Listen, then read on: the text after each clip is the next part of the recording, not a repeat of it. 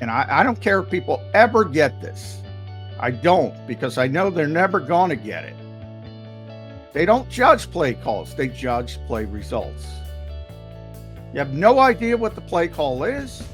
You have no idea where it's designed to go. You have no idea what's trying to be accomplished. I know this for a fact because I don't have any idea, and I talk to these guys constantly.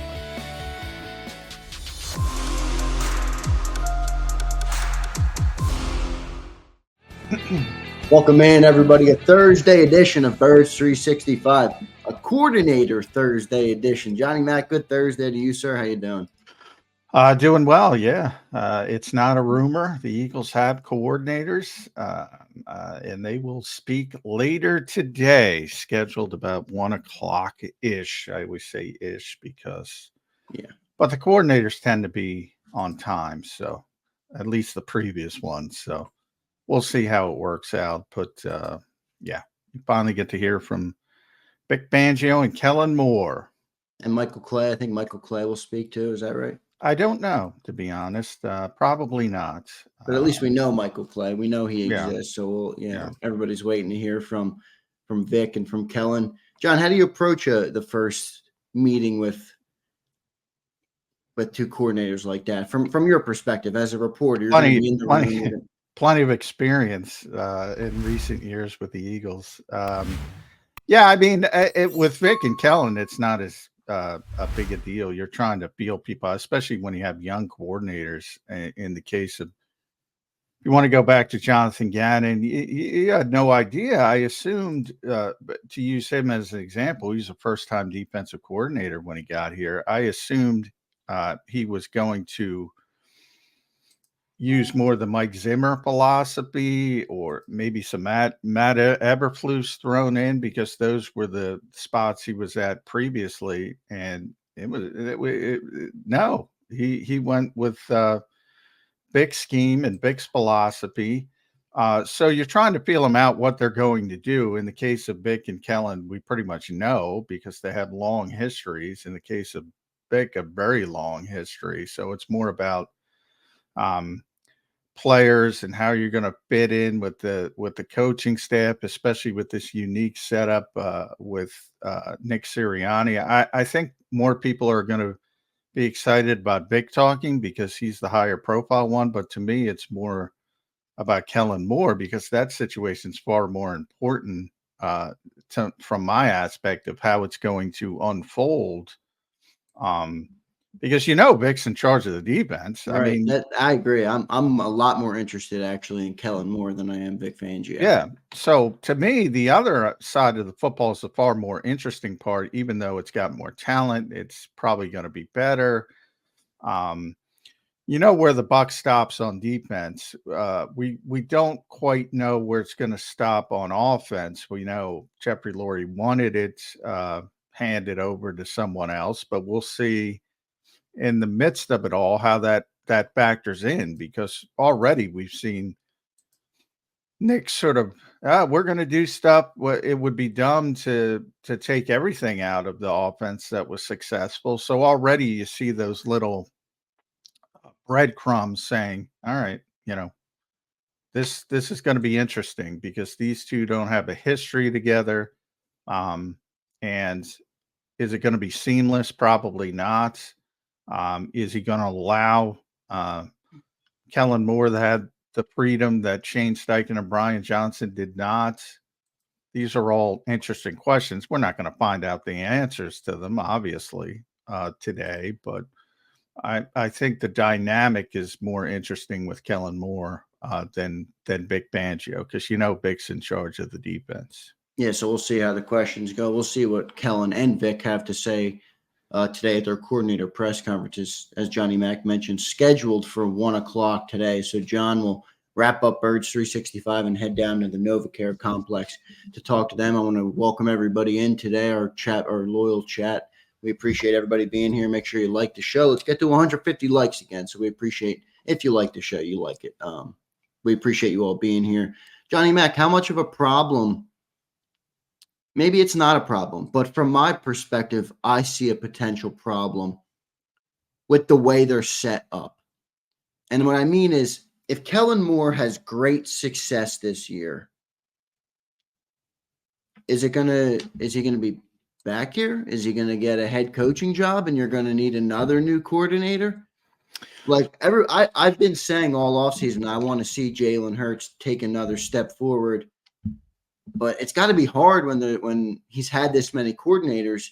And my problem with the setup now is if Kellen succeeds, he's likely a head coaching candidate, maybe not, but likely. Then what? You have another new coordinator, and you're just going to keep that wheel going? Yeah. Again, it depends on your definition of success. If he becomes a legitimate head coaching candidate, look, if they win the Super Bowl, he's probably gone. That's how it works. If they even get to the Super Bowl, as you saw with Shane and Jonathan, he might be gone. Again, depending on how he interviews and what other teams looking for coaches want. But generally, hot offensive guys. And if they're coming off a tremendous offensive season, that'll be him.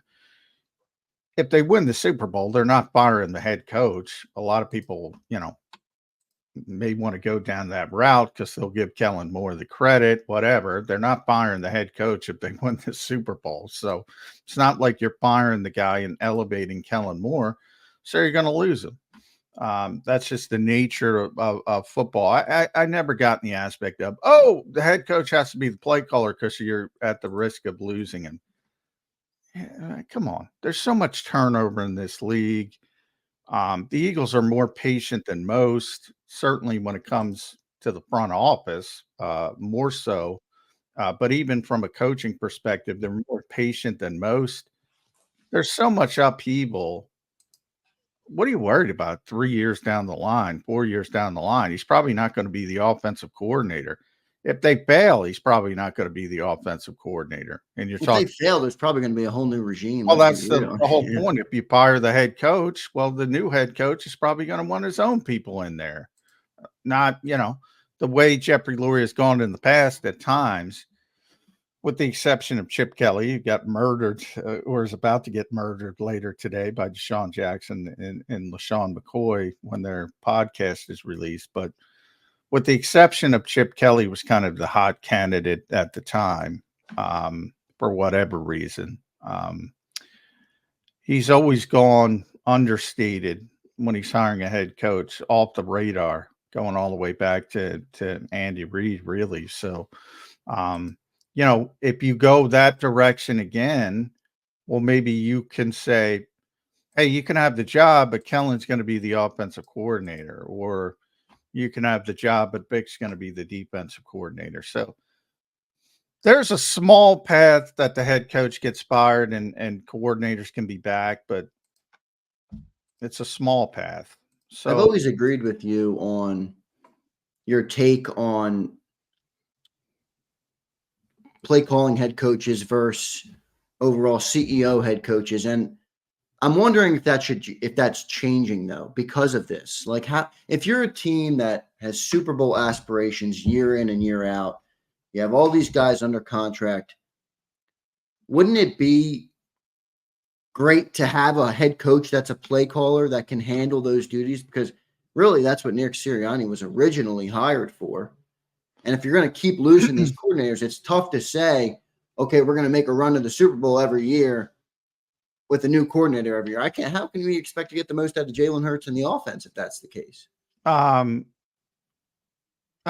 don't believe you need a head coach who's a play caller. In fact, I've always advocated I'd rather have a CEO coach, long before Nick Sirianni became one here. So it's not about Nick Sirianni, but from the standpoint of, if I'm going to hire a guy to coach the football team, I want him to coach the entire football team. I don't want his head in Sean McVay when he first got the Rams job, and he's still today, he's the guy when people talk about offensive football in this league.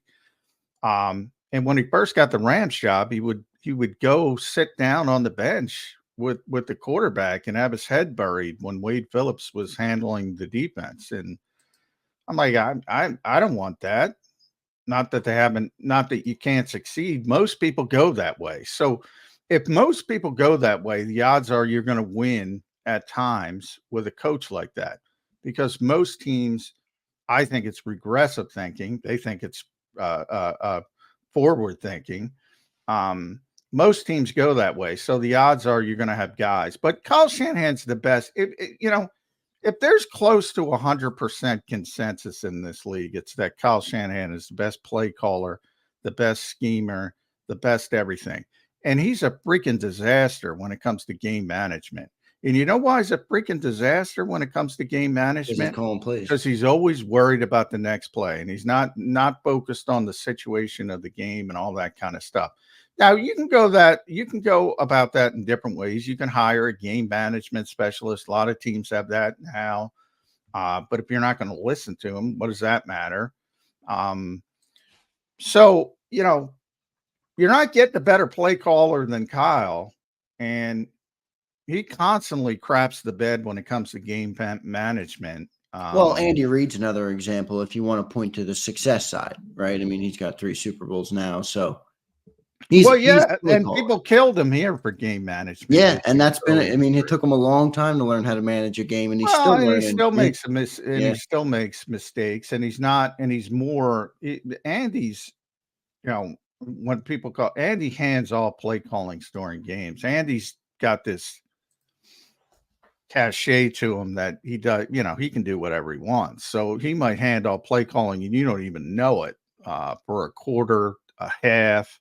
Yeah, but at the end of the day, it is Andy's offense, right? And I think that's where it's interesting this year, because last year, Nick would always say, when everybody was mad at Brian Johnson, this is my offense, this is my offense, this is my offense. That's why I'm curious to hear what Kellen has to say today and how they frame this up. Is it Nick's offense and Kellen's the play caller, or is Kellen coming in with autonomy to run the offense how he sees? Well, it's supposed to be the latter. He's supposed to have the autonomy. But that's what I always brought up with Nick, is he said no matter who's calling the plays, whether it's Shane or Brian Johnson or Howie Roseman or Xander Krause or Dom DeSandro or Jeffrey Lurie, it's always going to be my offense. That's what he said. Now, it's not his offense in theory now, because of, whether you believe he was ordered to do it or you believed he was a political animal and smart enough to read the room and understand he wasn't going to have a job unless he morphed into being more open-minded to new ideas, as Jeffrey Lurie wanted. Whichever it is, that's the reality of the situation. It's no longer supposed to be his offense. And that's why the dynamic is so interesting. Yeah. Where Nick is telling the complete truth is, and I've said this for anybody who's been a long time listener of this show, and they hate it. Play calling is so overrated, number one, because that big, in the case of certain coaches, it's bigger than others. Some it's a Cheesecake Factory menu. That's your process during the week. So those big play call sheets, you have everything on there, and you have everything game plans, and you got third and short, you got third and middle, and you have a group of plays right built into the game plan, and you pick one off the now where the good play callers versus the bad play callers, and Shane was a good example, had a feel for what was working on a particular day. Not always perfect, but had a better feel. So, hey, Jalen's doing this well on a particular day, or we're really working. Green Bay's not. I remember him talking about Green Bay on their defense or something like that. Yeah, they're not coming out of their nickel and dime looks, and we're going to run the football down their throat. He had a good feel of in the moment, choosing from his menu of plays what was going to work in a certain situation. Was great at the callback. He would set somebody up, and then he would go back to the same look and run something else off it, and get them that way. So I'm not trying to downplay the feel of a play caller, but as far as the menu of plays at their disposal, that's what you're doing during the week. And that's what Nick has tried to impart 1.5 million times, whether people listen to it or not. And then there's the aspect, I'll go back to Doug Peterson at the end. Doug did what Andy did. He handed off play calling at times, especially in red zone and third down situations when he was trying to get a spark. With the year Rich Scangarella was here and Press Taylor, and they had that weird convoluted no offensive coordinator, which didn't work. Nobody knew it. Nobody knew it until he said it. So how important is play calling if you can't even tell who's calling the plays? No, I get it. I do think play calling, I would disagree that play calling is not important, but I understand the context you're providing of, most people care more about the results, honestly, than they do about the play calling. But for me, it's consistency. Let's just a hypothetical. Kellen Moore is the best play caller we've had in the Nick Sirianni era, and the Eagles march all the way through the NFC title game, and they have an appearance in the Super Bowl. Okay, Kellen Moore gets hired, and I'm not saying this is going to happen, but Kellen Moore gets hired. Now we have a new guy coming in with a new play calling, a new system that Jalen Hurts has to adapt to. That part of it, I hate. Well, the turnover is, again, part of the modern NFL. Now, you hope it's not as quick as it has been with the Eagles, and certainly, and that's part of the issue I have. If you're hiring young coordinators, I would say to Jeffrey Lurie, you're not expecting a learning period on the job, so to speak. That's on you. That's just dumb. So you should have hired a veteran coordinator to begin with, or you should have steered Nick in that direction. Yeah, there's always a growing aspect to it. Same thing with players. I would argue if the Eagles have a Super Bowl level season, I say this constantly, that tells you that, and they have a great offensive year. That tells you two things about Kellen Moore. Tells you, one, he's got a bunch of good players, and two, he's a good teacher, because that means they're executing properly. And that to me is far more valuable than having a good play caller, which, as you pointed out, and I say constantly, and I don't care if people ever get this. I don't, because I know they're never going to get it. They don't judge play calls. They judge play results. You have no idea what the play call is. You have no idea where it's designed to go. You have no idea what's trying to be accomplished. I know this for a fact because I don't have any idea, and I talk to these guys constantly. And as you bring up the A.J. Brown, because that was the best example, the A.J. Brown, Jalen Hurts going rogue in Seattle. That was the best example, because you had the head coach trying to defend that, and to be honest, looking like a fool, as A.J. said, by trying to defend it.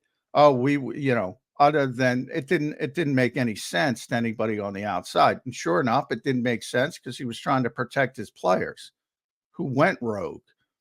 And then you have the full context and saying, is that a bad play call? Well, it wasn't the play call. Right. And I like when they have the ability to do that, though. I like when the quarterback is making $55 million. I would prefer him to go rogue if he thinks that's the best thing to do. And by the way, even the poor results isn't necessarily a bad decision. Seattle won the game on the same decision, essentially, on the other side of the football. The quarterback read it correctly, and they executed. The result was bad.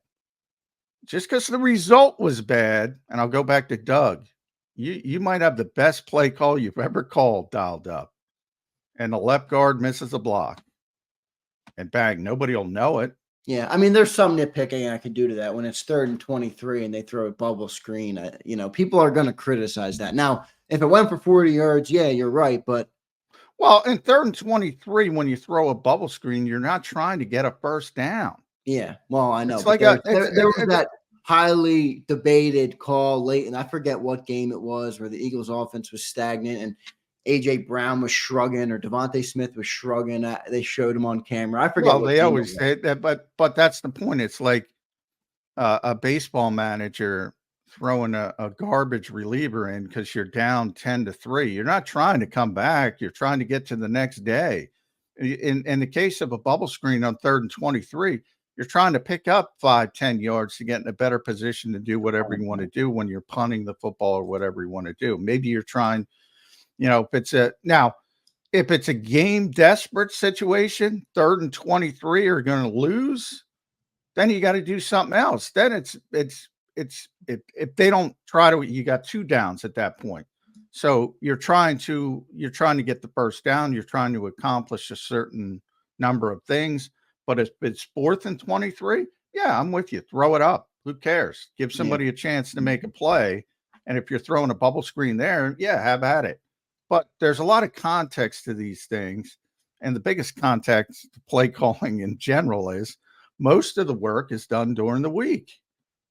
And then it's about feel. Shane had it. Ryan didn't. Maybe he'll develop it. Kellen had it. Shane had it good. Shane had it better than we thought. It was, once he left kind of thing, we realized how good he was at it. Yeah, but the first year, nobody was saying Shane was that. So. Yeah, but that's my point about the consistency. There's always an acclimation period that you have to give. But let's move on because I want to get to a break. We have Bill Colarulo, our man, Big Bill, coming up next. I see Big Bill in the green room, waiting room. So we'll get to Big Bill. And then coming up later in hour 2, we have Bob Brookover from NJ.com. So good show planned. It's coordinator day, Johnny Mac, 1 o'clock today. The Eagles' new coordinators, Vic Fangio and Kellen Moore, will meet with the media for the very first time. So we'll see what Johnny Mac gets out of that. Let's get to a commercial timeout. On the other side, Big Bill coming up on Birds 365. If you missed any of today's show on the JAKIB Media channel, listen to the podcast on your way home. Available on YouTube, Apple, and Spotify.